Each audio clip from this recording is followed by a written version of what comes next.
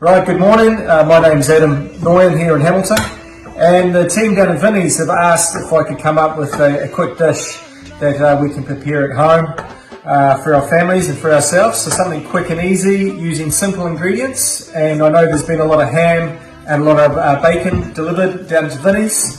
So we're going to make a nice little bacon pasta dish. Now, a dish that was a dish I grew up with my nana, and she would often have a couple of rashers of bacon left in the fridge, and she'd whip up this quick dish, and it had lovely flavour and real simple, really cost effective to make.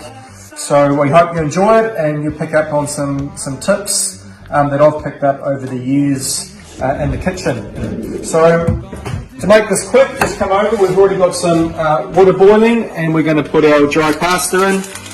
Now, get your water always up to a strong boil, and I'm just making for two, so a small handful of pasta. I might put a little bit more in. You know, big pot, lots of water if you're using a full packet, and salt. So just some standard salt. We're using dry pasta, and the salt will season. So a nice splashing of salt. We've all got this at home. That's plenty, and I'll get a spoon. Give it a stir just to stop it from sticking. A fork is actually quite good as well to separate them if they are sticking. So we have bacon, garlic. We don't need garlic, but I have it, so I'm going to use some. Onion, important part. We've got just a budget can of chopped tomatoes, and it's always great to have some condensed tomato or tomato soup in the kitchen. This was Nana's little go-to because it added richness to all her stews and a dish such as this one. We've got our cheddar cheese. Bacon, if you don't want to use bacon, you could use ham. Maybe you've got some ham that you think, oh, it's maybe not fresh enough for your sandwiches. Don't throw it away, don't give it to the dog, cook it up, give it some life. So there's just two of us, so of one ration of bacon each, but you don't have to go overboard on the bacon, because the wonderful thing is that the lovely smokiness of the bacon is really going to go through the dish. So we're just going to give that a quick chop, and here we go. We'll do it on this half of the chopping board. So just into little pieces, like right onion. So here's a little tip that I've picked up growing up in the kitchen. If you don't want to cry, and if you want the onion to hold together when you chop it, it pays to leave the rooted end on. So if I just top that a little bit and half it, leaving the end piece on, and there's a little bit there, we can get rid of that. If you're into collecting husks and stuff, if you're doing a lot, you can use this for stock to make gravy and things like that later, but leaving this part out, the root, and if we just come down and just do slices near to the edge, see how the onion still holds together.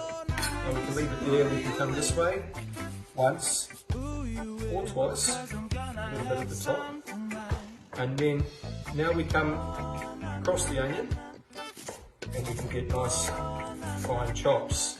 So, like so. And just take your time. When we get to the end, we can turn it over, chop it any way you like. We're just going to use all that up. Right, and then with the garlic, we can do much the same if you like. You can leave that piece there, chop it down, just nice and slowly across that way, and we can leave it chunky. 'Cause I don't wanna be alone, baby.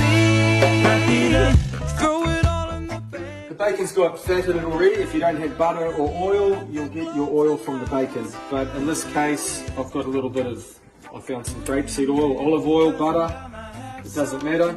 We're just going to put a little bit of that in there, turn the heat up, and we're going to cook the onion, and we're going to sweat it off. Sweating is just the softening of the onion. We're not going to brown it. We'll leave the fan off. How's our pasta doing? starting to soften. So here we go. So why don't we just put the onion? I've probably put a little bit too much onion in there, but that's fine. We'll get the bacon in on one side at the same time.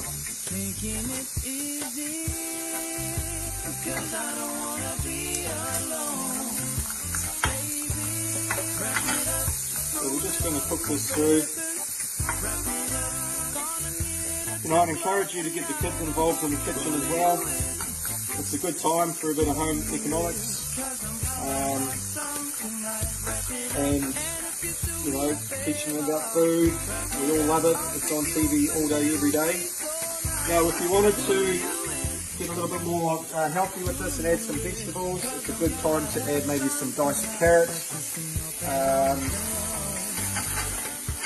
Or any other vegetable you might want to use up in the fridge. So you can see it's just browning off nicely now, and I can smell the beautiful bacon flavour going through the onion. We have been a little bit generous with the onion, but that's alright. Now I'm making this, I said, for two. There might be a little bit left over. Now we're going to add, it's just for two of us, so I'm just going to add half a can of chopped tomatoes. That's enough. And the tomatoes, they're lovely, light in flavour, but to give that richness, I'm going to use a bit of the Campbell's condensed tomato, or tomato puree, or tomato soup. Should always have these cans in the kitchen. The other half I might use for my pasta, for my mince, to make bolognese, or a casserole. Right, now we'll just give that a little bit of a stir. You can see the brownness of the onions and the bacon and the flavour going through. Now we don't have to add too much salt to this, or if any, because the bacon already has the salt in it. But if you wanted to add some of Nana's secrets, I've got a little bit of chilli flake here. I like a little bit of spice. My grandma would put the small chilli in there because she would love to see who ended up eating it at the dinner table. And normally one of us young ones was screaming to the other. So I'll just turn the temperature down now.